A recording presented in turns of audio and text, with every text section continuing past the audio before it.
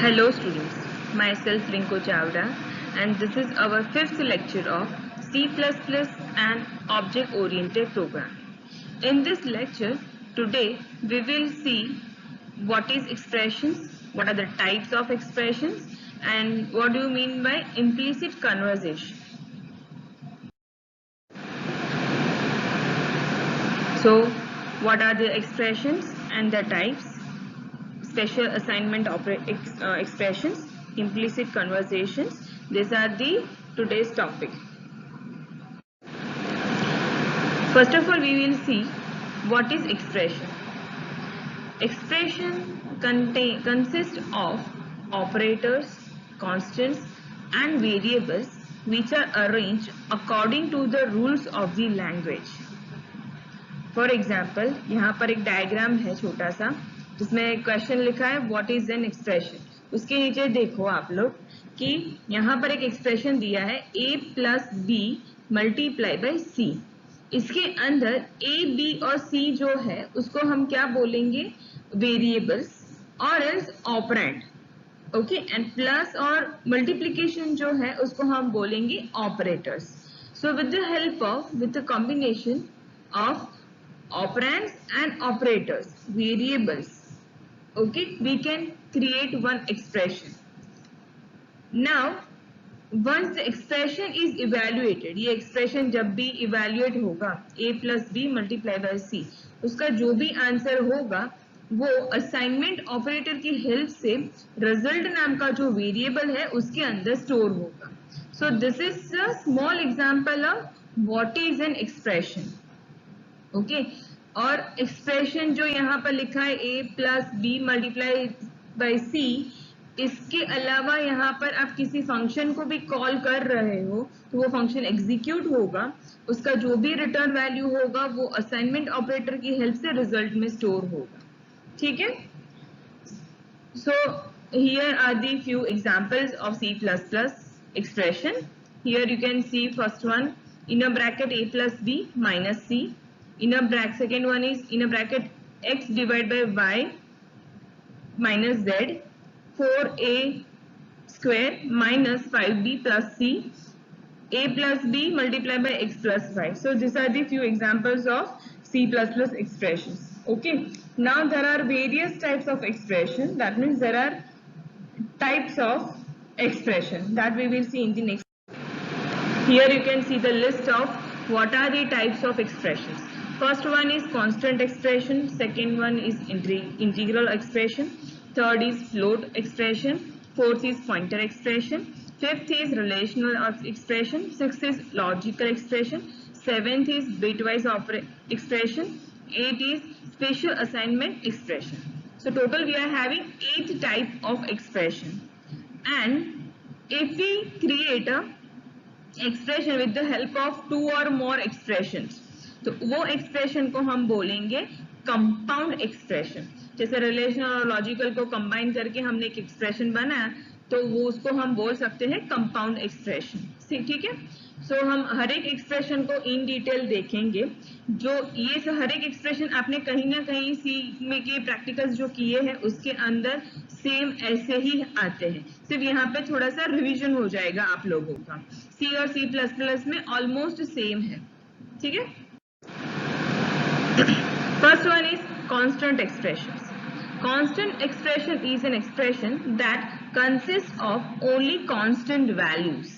यानी यहाँ पर वेरिएबल जैसा कुछ नहीं होगा, ऑपरेटर्स होंगे और कुछ कांस्टेंट वैल्यूज होगी जिसकी मदद से हम एक नया एक्सप्रेशन बनाएंगे. वो एक्सप्रेशन को हम क्या बोलेंगे, कांस्टेंट एक्सप्रेशन बोलेंगे.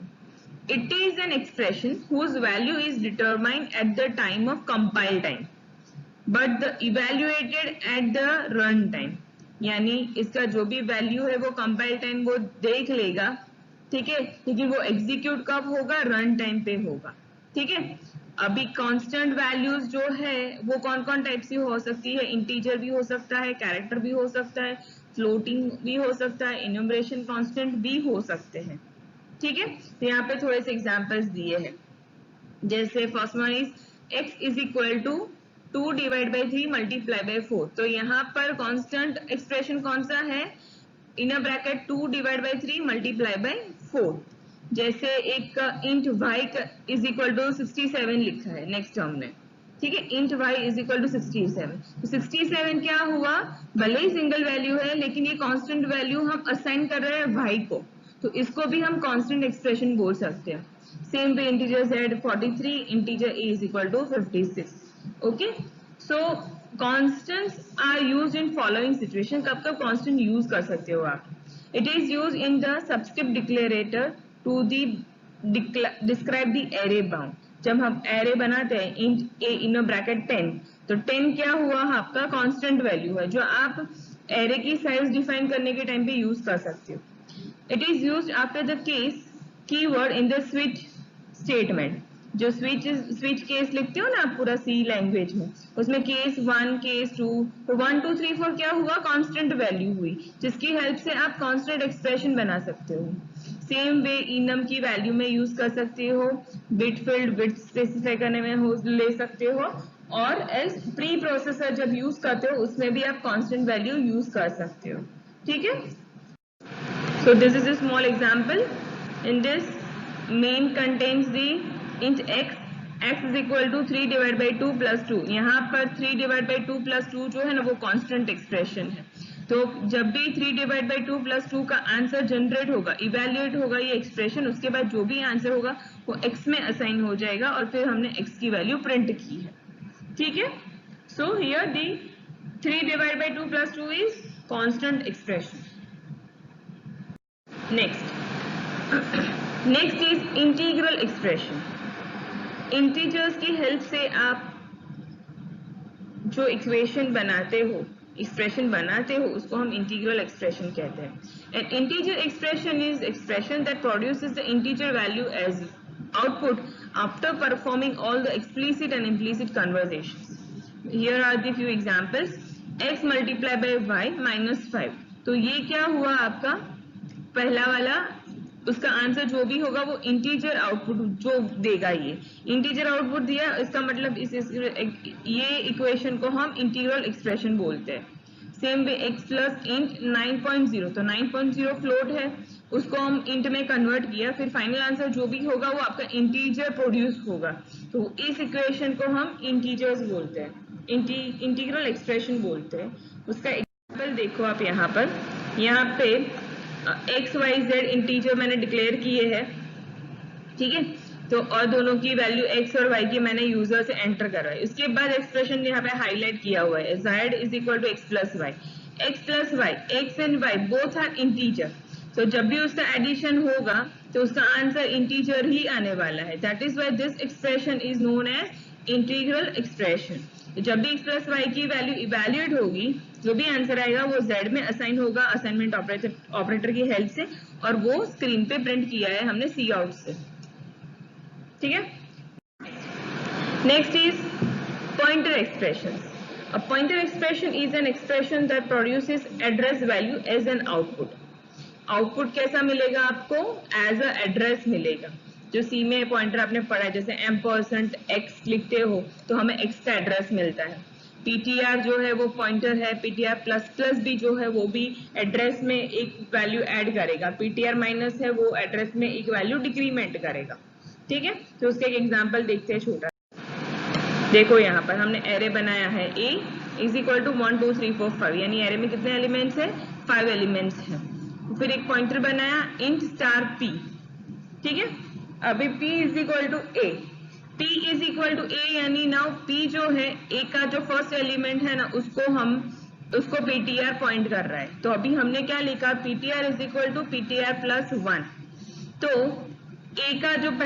a के पहले एलिमेंट जो है उसका जो एड्रेस होगा उसको वो प्लस 1 करके अभी किसको पॉइंट करेगा, ptr 2 को पॉइंट करेगा, 1 को पॉइंट नहीं करेगा क्योंकि हमने प्लस 1 किया उसके लोकेशन में, तो उसका पॉइंटर जो 1 पे था प्लस 1 करने से उसका पॉइंटर अभी 2 पे आ गया है, ठीक है। और उसके बाद हमने स्टार ptr करके वैल्यू जो लिखी है वो वैल्यू आएगी 2 की।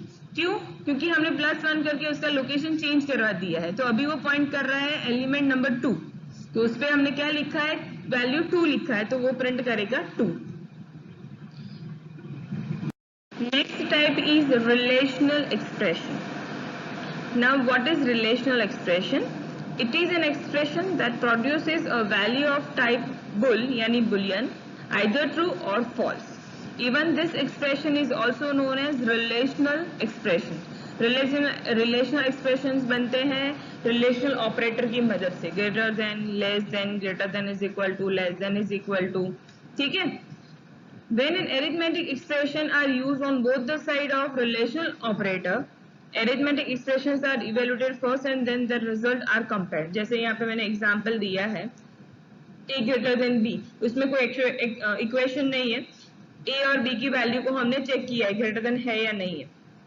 लेकिन सेकेंड एग्जांपल जो है a minus b greater than is equal to x minus y, तो इसमें क्या होगा, पहला a माइनस बी का आंसर मिलेगा, वो इवेल्युएट होगा, उसके बाद x माइनस वाई का आंसर इवेल्युएट होगा, फिर उन दोनों के जो आंसर है उसको वो greater than is equal to से वो चेक करेगा कि कौन सा बड़ा वाला है, कौन सा इक्वल है. ठीक है. Third example is same as a plus b greater than 80. तो a प्लस बी का पहले वो आंसर मिलेगा, a प्लस बी को इवेल्युएट करते जो आंसर मिलता है उसको चेक करेगा 80 के साथ. So these are the simple examples of relational expressions. You can see the here you can see the whole example. Int a 45, int b 75, bool y is equal to a greater than b. तो a greater than b क्या हुआ, relational expression हुआ. तो a greater than b, तो अभी क्या होगा, a का वैल्यू 45 है, 45 ग्रेटर देन b का वैल्यू 78, तो अभी वो तो फॉल्स हुआ, फॉल्स यानी 0, तो y में क्या स्टोर हो जाएगा, 0 स्टोर हो जाएगा. अगर मानो कि a का वैल्यू 100 होता और b का 78 होता, तो ये एक्सप्रेशन हमें आंसर क्या देता, 1 देता. ठीक है. Next is logical expressions. And logical expression is an expression that combines two और more relational expressions and produces a bool type value. There are two basically logical operators, and or. जैसे यहाँ पर example दिया है a greater than b and x greater than y. इसमें क्या होगा, सबसे पहले a ग्रेटर देन b का आंसर मिलेगा हमें बुल का, और x ग्रेटर देन y का आंसर मिलेगा हमें बुलियन में. ठीक है. तो उन दोनों का जो भी आंसर होगा, अगर दोनों सेम होते हैं तभी वो आंसर ट्रू देगा. अगर दोनों में से कोई एक अलग होगा तो वो उसका आंसर फॉल्स देगा. ठीक है. यानी अगर दोनों एक्सप्रेशन का वैल्यू करेक्ट है कि a ग्रेटर देन है और x ग्रेटर देन है, तो वो 1 देगा यानी ट्रू. ठीक है. Second expression is a greater then 10 और b डबल इक्वल 5, यानी दोनों में से कोई भी एक एक्सप्रेशन बुलियन वैल्यू जनरेट करता है एज अ ट्रू और एज अ 1, तो वो प्रिंट करेगा as a result of whole expression 1. यहाँ पे नेक्स्ट स्लाइड में हम उसका एग्जाम्पल देखते हैं. देखो यहाँ पर a is equal to 2, b is equal to 7, c is equal to 4. तो यहाँ पे क्या होगा, a greater than b, 2 greater than 7, true और फॉल्स, इट्स अ फॉल्स. और a ग्रेटर देन c, तो a का वैल्यू 2 है, c का 4 है, तो 2 ग्रेटर देन 4, तो वो भी फॉल्स हुआ. तो ये पूरा एक्सप्रेशन का आंसर क्या आएगा, फॉल्स. फॉल्स यानी 0. ये पूरा छोटे छोटे हर एक एक्सप्रेशन के जो एग्जांपल्स है, वो हर एक एग्जांपल को आप लोगों को टर्बो C++ के अंदर टाइप करके एग्जीक्यूट करके चेक करना पड़ेगा कि ये सही है या नहीं है. ठीक है. Next is bitwise expressions. A bitwise expression is an expression which is used to manipulate the data at the bit level. यानी उसका जब भी कोई नंबर आप लेते हो तो नंबर अल्टीमेटली वो बाइनरी में स्टोर होता है. तो बाइनरी की जो बिट्स होती है उसको अगर शिफ्ट करना है, लेफ्ट शिफ्ट या राइट शिफ्ट, तो उसको आप bitwise एक्सप्रेशन ऑपरेटर के हेल्प से कर सकते हो. यहाँ पे डायग्राम दिया हुआ है. जैसे शिफ्ट किया, आफ्टर 1 शिफ्ट, तो पहले 0 0 1 1 दिया है, तो एक शिफ्ट किया है तो क्या होगा, एक 0 आगे से ऐड हो जाएगा और पीछे से एक स्किप हो जाएगा. अगेन शिफ्ट करोगे, 0 ऐड हुआ और लास्ट का जो 1 है वो निकल गया. ठीक है, थर्ड शिफ्ट में भी 0 ऐड हुआ, 0 रिमूव हुआ, तो फाइनल आउटपुट क्या हुआ आपका 0 हुआ। नेक्स्ट स्लाइड में देखते हैं उसका example. In this example we have x is equal to 5, ठीक है, और x राइट शिफ्ट 1, तो इसके अंदर क्या होगा, 5 का बाइनरी होगा 0 1 0 1, ऐसा बाइनरी होता है 5 का 0 1 0 1। तो राइट शिफ्ट करते तो आगे 1 ऐड किया और पीछे वाला 1 चला गया, तो अभी जो बाइनरी वैल्यू मिला हमें 0 0 1 0, that is nothing but a binary of 2, तो ये आउटपुट देगा 2। तो ये प्रैक्टिकल जब एग्जीक्यूट लिख के एग्जीक्यूट करोगे तब ज्यादा पता चलेगा, सिर्फ देख के पता नहीं चलेगा आप लोगों को, तो आपको ये एग्जीक्यूट करना है। Next is spatial assignment expressions. Spatial assignment expressions are the expressions which can be further classified depending upon the value assigned to the variable. ठीक है, उसके फिर अगेन दो एग्जांपल्स है। चेन्ड असाइनमेंट, उसमें सबसे पहला है जिसे हम लिखते हैं chained assignment expression is an expression in which same value is assigned to more than one variable by using a single statement. यहाँ पे देखा है लिखा है बी, एग्जाम्पल में लिखा है a is equal to b is equal to 20, तो 20 जो है वो पहले b को असाइन होगा, उसके बाद अभी b में जो 20 है वो 20 वापस से a को असाइन होगा। उसको आप ऐसे भी लिख सकते हो in a bracket a is equal to b then equal to 20, both are same. तो यहाँ पर देखो स्लाइड में एग्जाम्पल दिया है उसका पूरा, a और b को डिक्लेयर किया, a equal to b equal to 80, तो क्या करेगा 80 जो है वो b को असाइन हुआ, उसके बाद 80 की वैल्यू जो b में आई है उसका मतलब है b में जो है वो a में डालना है, दैट इज ऑल्सो 80, तो a का वैल्यू भी 80 आएगा। तो देखो यहाँ पे नीचे आउटपुट में प्रिंट करवाया है a और b का दोनों का वैल्यू आया है 80।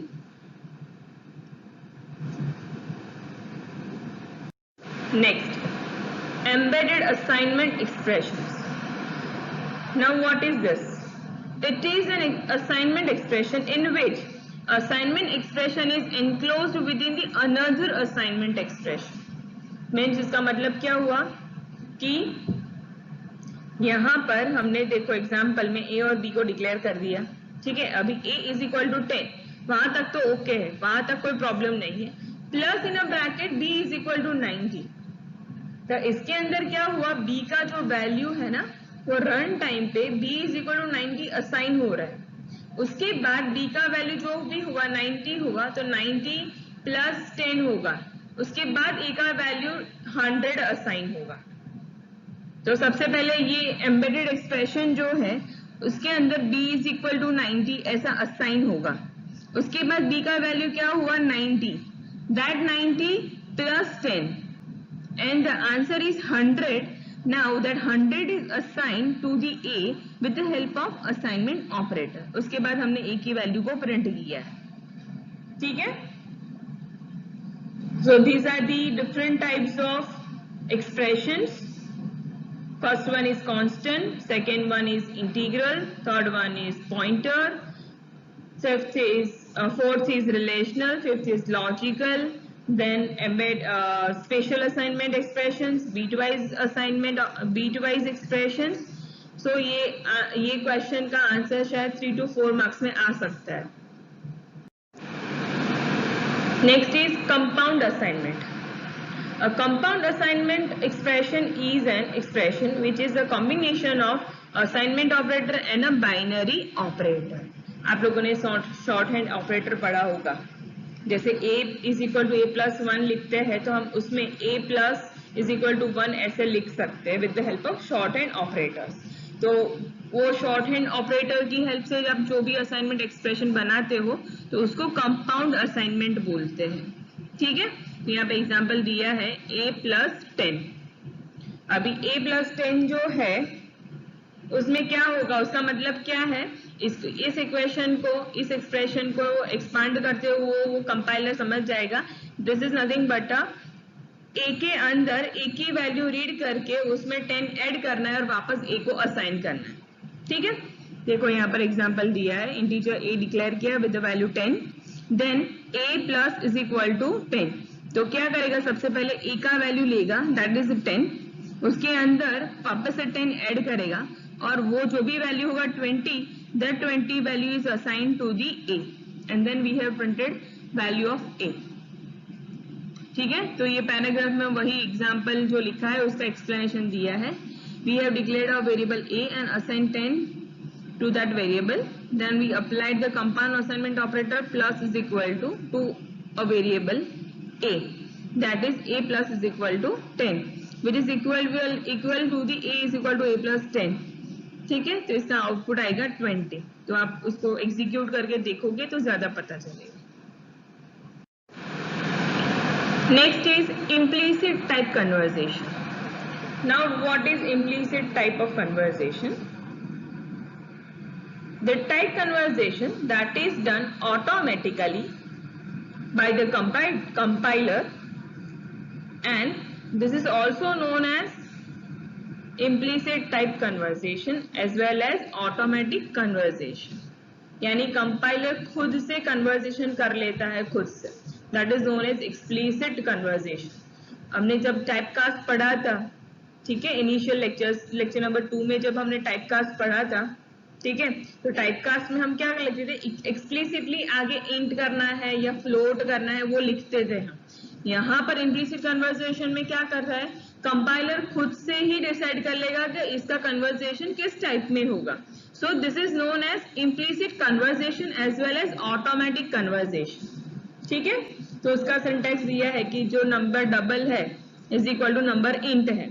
That means what, int value is automatically converted to double by the compiler before it is assigned to the number double variable। तो नंबर int में जो भी वैल्यू होगा 10, ठीक है, वो 10 अभी इंटीजर है, लेकिन before assigning to this number double that 10 is converted into double type and then it will be assigned to the number double. Okay, तो यहाँ पर उसका एग्जाम्पल देखो। एग्जाम्पल में क्या दिया है, एक इंटीजर वेरिएबल डिक्लेयर किया है विद वैल्यू 9। अभी 9 क्या है, इंटीजर। हमने double number is equal to double करके एक वेरिएबल लिया है, ठीक है। अभी क्या लिखा, number double is equal to number int. तो नंबर इंट जो है वो इंटीजर वैल्यू जो 9 है वो 9 को पहले वो डबल में कन्वर्ट करेगा, उसके बाद जो डबल का वेरिएबल है नंबर अंडरस्कोर डबल उसको वो असाइन करेगा। उसके बाद हमने दो सी आउट स्टेटमेंट से दोनों ही वेरिएबल की वैल्यू यहाँ पर प्रिंट की है। यानी यहाँ पर हमें इक्वेशन में नंबर अंडरस्कोर इंट जो है उसके आगे इन ब्रैकेट फ्लो डबल लिखने की जरूरत नहीं है, क्योंकि कंपाइलर वो खुद से कर देगा। ठीक है, सो this is the implicit conversation. What is implicit conversation and now based on the learned concept which we have learned in the previous 5 videos, there are few problem definition which you need to perform at your home. Total 7 problems I have listed here. First one is write a C++ program to find maximum out of 3 integer numbers। तो इसमें क्या करना है, आप लोगों को 3 integer numbers declare करने हैं और रिलेशनल और लॉजिकल ऑपरेटर की मदद से आपको चेक करना है कि वो जो एंटर्ड नंबर है उसमें से 3 में से कौन सा नंबर है जिसकी वैल्यू मैक्सिमम है।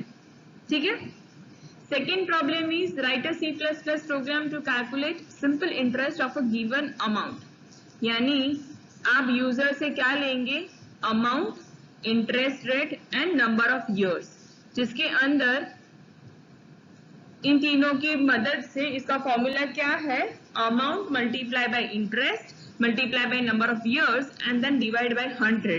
This is the formula to calculate simple interest. तो इसका आपको C++ का प्रोग्राम लिखना है। Next is write a C++ program to find the grade of a student based on the marks of 3 subjects. तो अभी particular student के आपको 3 सब्जेक्ट के मार्क्स लेने हैं, जैसे M1, M2, M3, integer M1, M2, M3, तीनों की वैल्यू आपको यूजर से लेनी है। उसके बाद चेक करना है कि तीनों का टोटल ग्रेटर देन 70 है तो उसका ग्रेड A है, 60 और 70 के बीच में है तो ग्रेड B है, और 50-60 के बीच में है तो उसका ग्रेड C है, और लेस देन 50 है तो उसका ग्रेड D है। तो ऐसे आपको उसका आउटपुट प्रिंट करना है। Next is write a C++ program to check whether the enter number is even or odd। जैसे मैंने नंबर डाला 10 तो वो क्या प्रिंट करेगा, even। ठीक है, और लेट्स से मैंने डाला 15 तो 15 तो वो नंबर क्या है, ऑड। तो वो स्क्रीन पे क्या दिखाएगा, ऑड। तो उसका फॉर्मूला है कि कोई भी नंबर इवन और ऑड है कि नहीं, वो चेक करने के लिए आप फॉर्मूला लगाते हो नंबर मॉड्यूलो 2। अगर 0 आता है दैट मीन्स इट्स इवन, अगर 0 नहीं आता है दैट मीन्स इट्स ऑड। ठीक है, next is write a C++ program to print series of even numbers. तो आपको मानो कि नंबर्स जो प्रिंट करने हैं वो इवन नंबर्स होने चाहिए। Let's say 2, 4, 6। ठीक है, write a C++ program to print series of numbers where each number is a square. जैसे 1 स्क्वायर, 2 स्क्वायर यानी 4, 3 स्क्वायर यानी 9, 4 स्क्वायर यानी 16, 25 यानी square of 5 up to the given number. मैंने जैसे 10 दे दिया है तो 1 to 10 का स्क्वायर करके सभी की वैल्यू प्रिंट करनी है।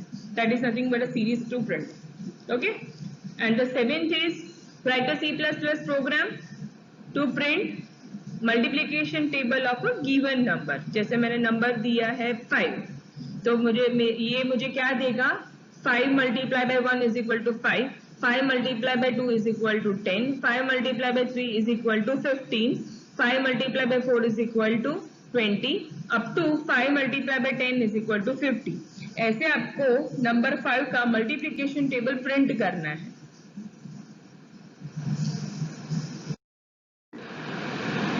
So now note down the questions regarding to this video lecture and we will discuss these questions with answers at our Google meeting. Thank you for watching this video.